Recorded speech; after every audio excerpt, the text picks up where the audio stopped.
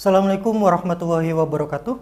Perkenalkan, nama saya Ayub Samsul Ma'arif. Di sini saya sebagai pengampu mata pelajaran dasar program keahlian otomotif.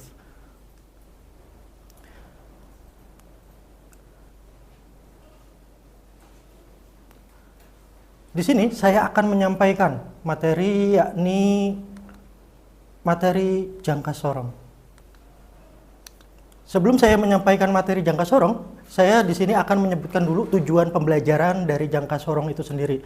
Tujuan yang pertama, yakni siswa mampu menjelaskan bagian-bagian dari alat ukur, jangka sorong, dan kegunaannya dengan benar.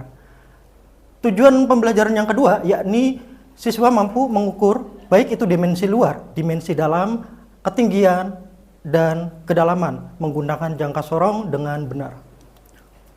Oke, langsung ke materi. Di sini jangka sorong adalah salah satu alat ukur yang dapat digunakan untuk mengetahui panjang, diameter luar, dan diameter dalam sebuah benda tertentu. Jangka sorong juga bisa digunakan untuk mengukur kedalaman lubang atau bangun ruang tertentu, seperti halnya tabung. Jangka sorong nanti dibagi menjadi berbagai tipe.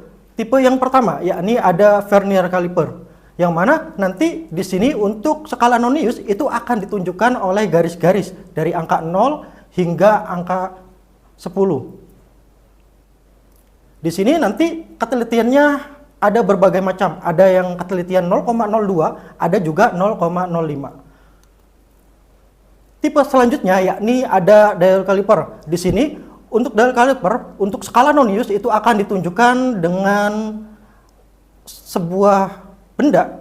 Di sini bentuknya seperti jam. Nanti untuk nilai skala Noniusnya itu akan ditunjukkan oleh jarum. Kemudian yang ketiga, yakni ada dial digital caliper. Di sini nanti untuk skala Nonius itu akan ditunjukkan langsung oleh angka. Lanjut, kita juga harus mengenal bagian-bagian dari jangka sorong itu sendiri. Bagian yang pertama, di sini ada outside jaws, di sini rahang bagian bawah, di sini untuk menentukan diameter bagian luar. Kemudian ada inside jaws, di situ rahang bagian atas itu untuk mengukur diameter bagian dalam.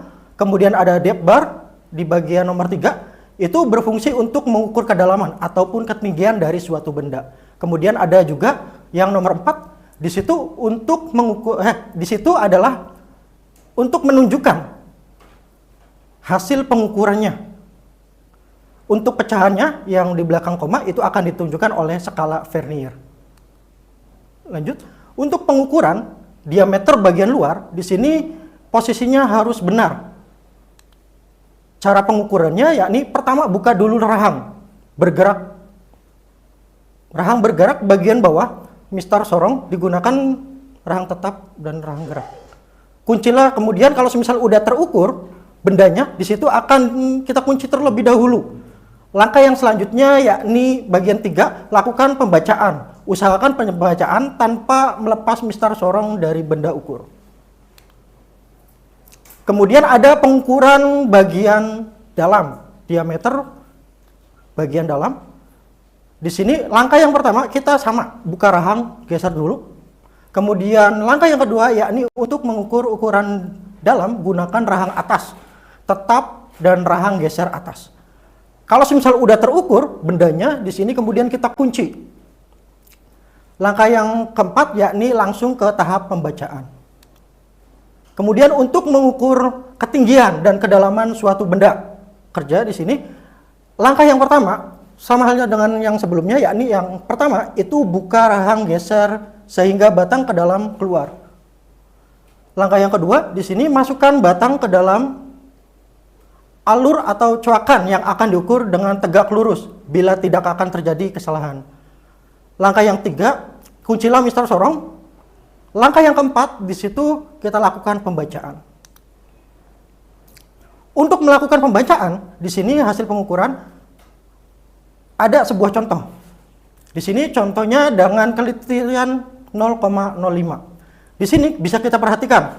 Untuk di skala utama, di situ yang lurus dengan angka 0 itu ada angka 47. Ada 4 dan 7 garis di skala utama. Kemudian di bagian skala nonius, di situ ditunjukkan yang lurus dengan skala utama itu angka 4. Secara otomatis, maka hasilnya adalah 0,40 mm. Kemudian kalau misalnya udah selesai, udah ditemukan hasilnya, kita langsung jumlahkan antara skala utama dan skala nonius. Maka hasilnya di sini ditemukan yakni 47,40 mm.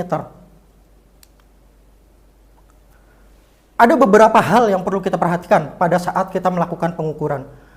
Hal-hal yang harus diperhatikan dalam pengukuran, di sini ada beberapa macam. Pada saat kita mengukur diameter bagian luar, di sini posisi benda itu tidak boleh terlalu di ujung, tapi agak masuk ke bagian dalam.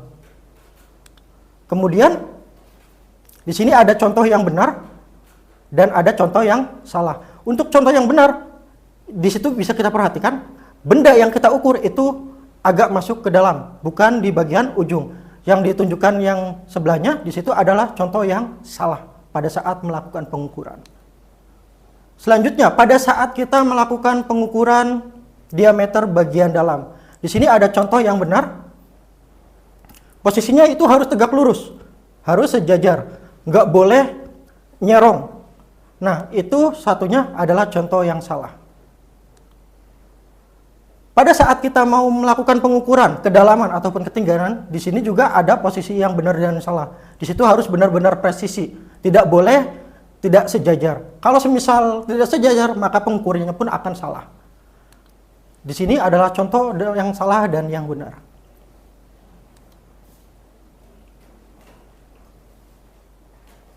Oke, sekian dari saya. Wassalamualaikum warahmatullahi wabarakatuh.